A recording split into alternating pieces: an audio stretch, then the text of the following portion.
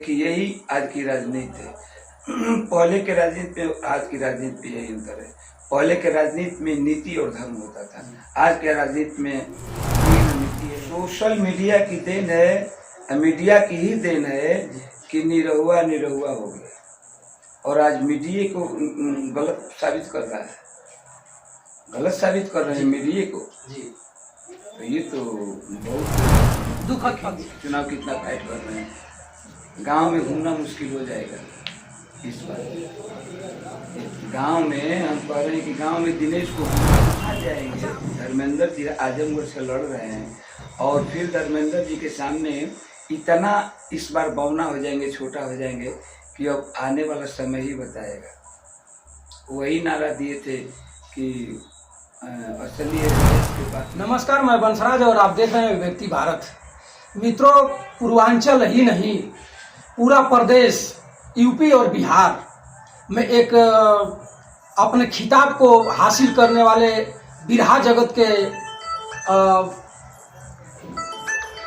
जगत में फेमस ओम प्रकाश यादव जी हमारे साथ हैं। मैं ज़्यादा बहुत विलंब नहीं करना चाहूँगा, आप लोगों से सीधा मैं इनसे बात कराऊंगा। सबसे पहले भैया आपका परिचय होना चाहिए। बहुत बहुत प्रणाम जेबी भाई, वाह आपके चैनल के बधाई बाटे। आप हमारा नियन छोट गाय के पास आइए। अरे आप छोट गायक ना है, एक पूरा बिरहा सम्राट आपके बोलल जला है। आप कैसे छोट आपको लगता है? हम तो अपना के छोटे समझिला। तो आप बिहार के रहे वाला है। आप बिहार में इस समय बहुत ज़्यादा भूचाल आयल बा राजनीति में। आप कई बार ये हमके अनुभव है कि आप प्रमुख भी रह हैं, प्रधान भी रह हैं। कैसे बिहार के राजनीति में क्या समझ में आप क्या होता?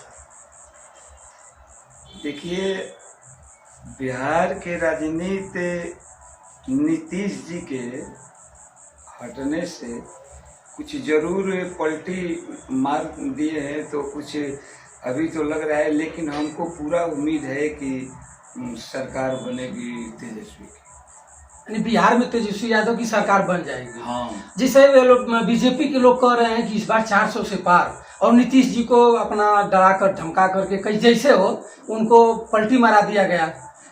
इसमें क्या आप देख रहे हैं कि वहाँ भी कुछ खेला हो सकता है या कैसे सरकार बनता है? कहने को तो सब कही न रहा है, तो कहना कि तो ये चुनाव में चुनावी मुद्दा है। अब भाजपा के सामने जुमला के अलावा और है क्या? ये लोग जुमला देते हैं 400 के पार करेंगे, तो अब तो सामने ही आएगा चुनाव में।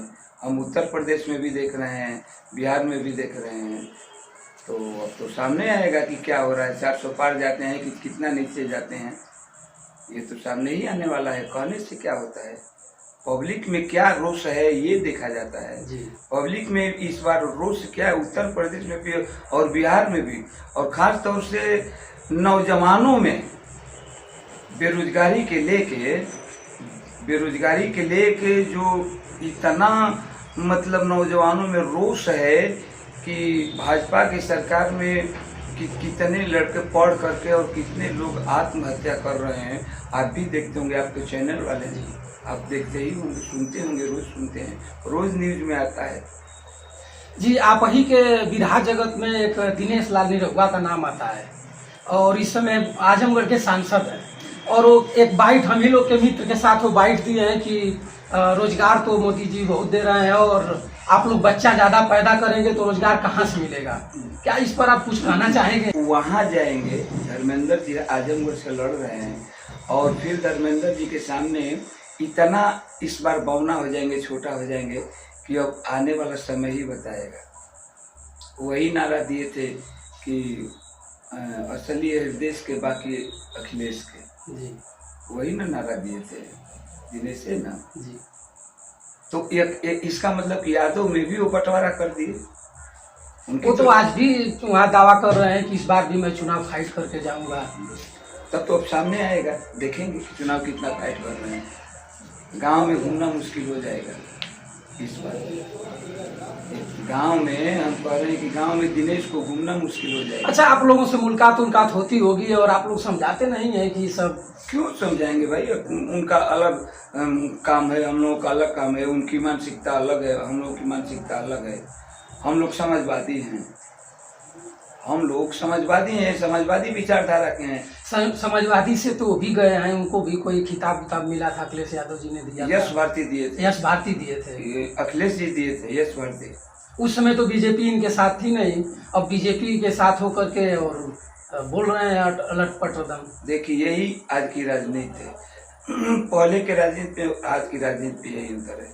पहले के राजनीति में नीति और धर्म होता था, आज के राजनीति में कोई न नीति है न कोई धर्म है। जहाँ स्वार्थ सिद्ध होता है वही जाता है। स्वार्थ सिद्ध हुआ उनको भाजपा में चले गए।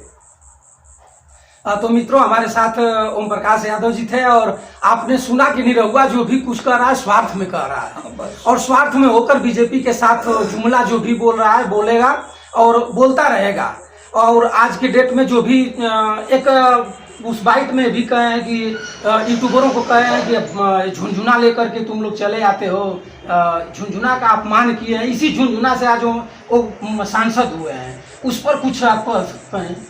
आज सोशल मीडिया की देन है, मीडिया की ही देन है कि निरहुआ हो गया, और आज मीडिया को गलत साबित कर रहा है, गलत साबित कर रहे हैं मीडिया को जी।